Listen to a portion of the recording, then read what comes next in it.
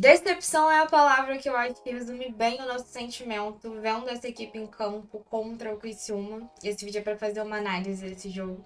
Então vem comigo, meu nome é Julia Cunha e esse é Dominada pelo Flu. Eu já vou chegar pedindo para você deixar o seu like, porque é claro que ao longo dessa análise não vai ter nenhum momento bom para eu aproveitar como deixa para fazer esse pedido, então se você puder ajudar o nosso canal, eu te agradeço demais.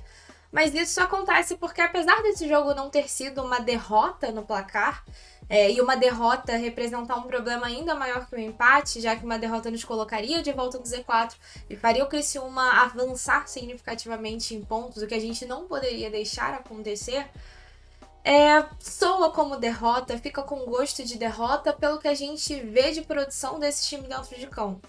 É um time que consegue avançar bastante ali pro ataque, mas é completamente ineficiente.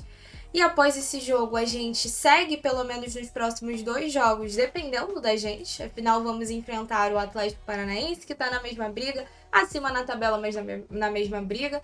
Enfrentar o Cuiabá, que já tá ali virtualmente rebaixado e quase matematicamente rebaixado. E ao mesmo tempo eu olho para esse Fluminense, o que ele consegue produzir em campo contra o Criciúma, e o fato de depender da gente preocupa bastante para essa reta final. Porque às vezes parece que alguns jogadores não entendem qual é o real motivo, qual é a nossa briga. E ao mesmo tempo é tanta insistência em coisas que seguem não funcionando que é assustador ver esse Fluminense dentro de campo. Eu vou colocar na tela para vocês o que foi a escalação, que foi um pouco diferente do que havia sido falado. Afinal, a dúvida era se o Martinelli entraria como titular ou se o Bernal assumiria essa vaga e nós entraríamos apenas com o volante dentro de campo e o Lima seria ali a garantia de ser novamente titular. Isso não aconteceu, entraram Martinelli e Facundo Bernal e o Lima ficou no banco, mas mesmo com essa alteração, o resultado, que era o que mais se importava nessa partida, não chegou, né? E como foi esse jogo? Para mim, os primeiros minutos do Fluminense dentro de campo são de pouca expressão. É um time que, diferente da partida contra o Fortaleza, o Fluminense teve muita dificuldade em alguns momentos de conseguir manter a posse de bola. Afinal, é um time que tem uma dificuldade absurda para desarmar o seu adversário. Dessa vez não tinha tanta essa dificuldade, porque o Criciúma entregava a bola para mim até com certa facilidade. Então o Fluminense conseguia o controle, conseguia avançar, mas sem intensidade, pouco expressivo. As melhores jogadas que aconteceram ali com o Keno, que foi de fato a figura de destaque mais uma vez do jogo, e com razão, elas aconteciam ali também com o auxílio do John Arias, que pode parecer um pouco apagado comparado com o que é o Arias até dessa própria temporada, mas de fato é importante ali nessas construções que deram expectativas ao longo do primeiro tempo. A gente acaba tendo que substituir o Ganso muito cedo na partida, o Ganso sente a lombar. Na transmissão chega a ser mencionado que ele tenta até se comunicar com o Mano antes de se jogar no chão e afirmar que não dava mais para ele. E acaba não conseguindo, se mantém ali dentro do campo ainda sentindo incômodo. Chega até a criar uma ótima oportunidade antes de sair de campo, mas precisa ser substituído aos 35 minutos do primeiro tempo, que eu acho que prejudica um pouco nesse caso, já que não era um jogador que tem que sair pela atuação não tá boa, né, mas tem que sair por uma questão física, acaba tirando uma das substituições que poderia ser feita no segundo tempo, né, para a entrada do Renato Augusto, que não consegue ali exercer a função talvez de construção, a princípio o Ganso fazia, mas que tem os primeiros minutos ali um pouco ruins dentro de campo e depois consegue melhorar, tentando avançar, tentando correr para a área.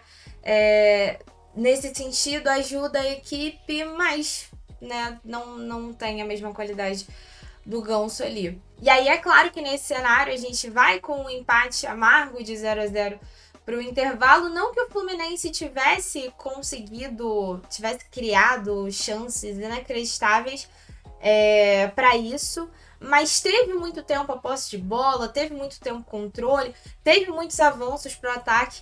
Então ficava aquele gosto de que poderia ter conseguido ter ido para o intervalo com pelo menos 1-0 no placar. mas como essa equipe é característica por não ser efetiva, vai para o intervalo com um 0-0. E aí uma coisa que tem me incomodado no Mano Menezes, principalmente nesses jogos mais recentes, é o Mano vendo a dificuldade, a falta de efetividade no primeiro tempo, voltar do intervalo com o mesmo time dentro de campo. Eu não acho que o Cauã Elias fez uma partida tão horrorosa quanto foi a partida contra o Fortaleza. Né? Ele teve até algumas chances nesse jogo. Mas a gente estava precisando de uma figura ali para colocar a bola para dentro. O Fluminense construía, o Fluminense levava o jogo para o ataque, produzia oportunidades, mas faltava alguém para ser efetivo. Tanto que você via muitos jogadores tentando a bola, tentando lançar uma bola de longa distância, mesmo tendo espaço para colocar essa bola um pouco mais próximo da área. E ao mesmo tempo ele volta com o Cauã Elias para em pouco tempo, né, ali aos 64, colocar o Lima e o Cano, né? Fazendo essa substituição, até tirando o Martinelli, que eu não acho que fez uma partida ruim, como foi a partida contra o Fortaleza. Ele até tem o lance ali que gera o cartão pro Bernal.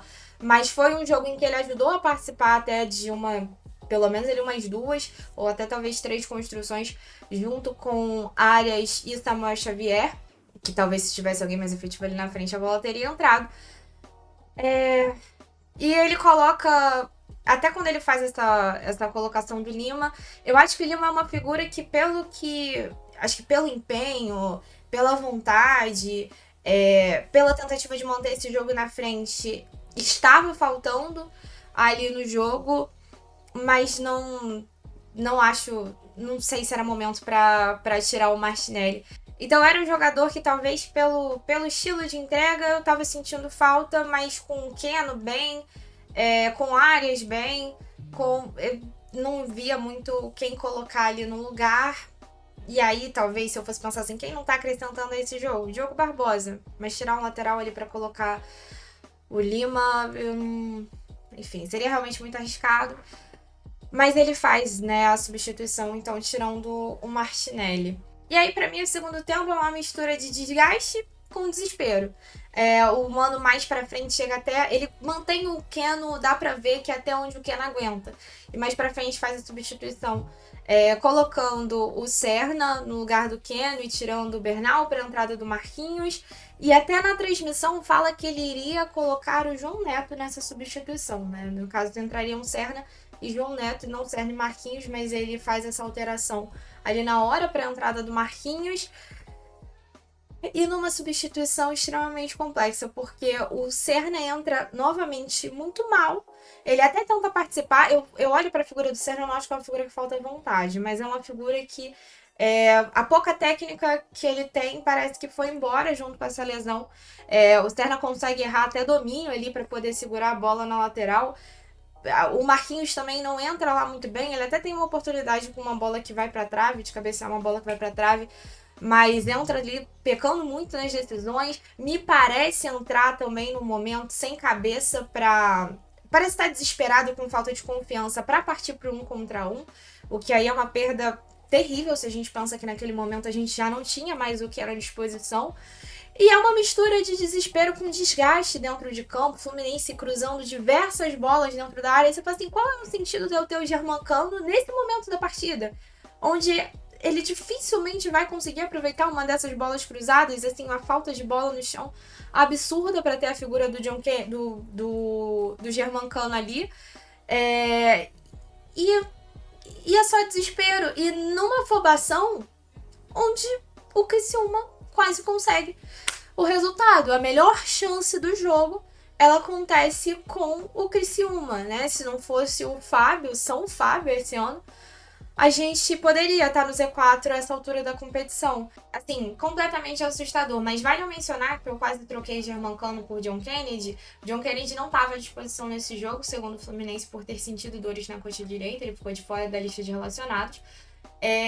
Mas eu acho que vocês me entenderam, né? Eu acho que sim, faltava o Germancano, entendo a entrada, só que acaba que ela começa a fazer pouco sentido, dada a forma como o Fluminense ataca no segundo tempo, que tem a ver também com a postura do Criciúma, que passa a se proteger ainda mais, mas que passa a fazer pouco sentido. Essas tantas de bolas cruzadas, e esse jogo ele é de números assustadores. Segundo os dados de GE, o Fluminense finaliza 18 vezes ao longo de toda a partida, e apenas 3 dessas finalizações foram no gol.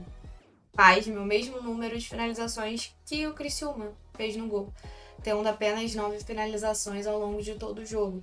E eu falo que os números são assustadores porque, segundo o GE, de 44 bolas cruzadas na área, apenas 9 encontraram alguém. Então, assim, é um time que parece que tá regredindo, assim, se teve um pouco de evolução, que eu até acho que teve, com a chegada do Mano Menezes, voltou a regredir. Hoje a gente só não consegue falar que o Fluminense sempre comete os mesmos erros, porque, pelo menos nesse jogo, o Criciúma não conseguiu colocar nenhuma bola aérea para dentro do gol.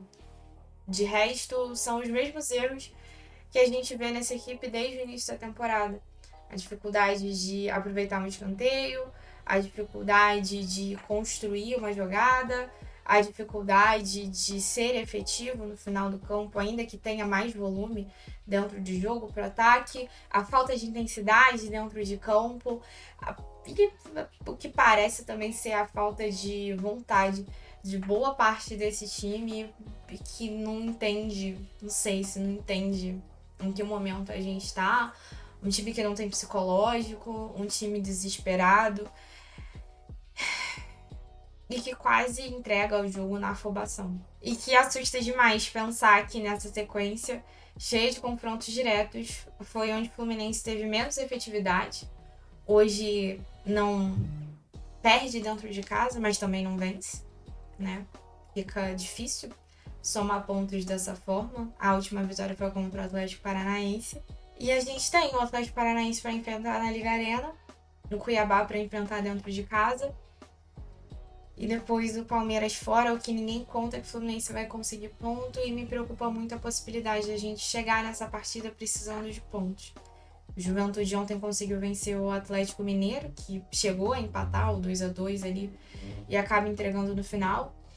Hoje o Grêmio enfrenta o Cruzeiro. E dá pra dizer que no momento a nossa sorte é que pelo menos o confronto ali entre Internacional e Bragantino, Internacional de fato fez jus ao que vinha sendo a sua campanha e goleou até o Bragantino por 4-1.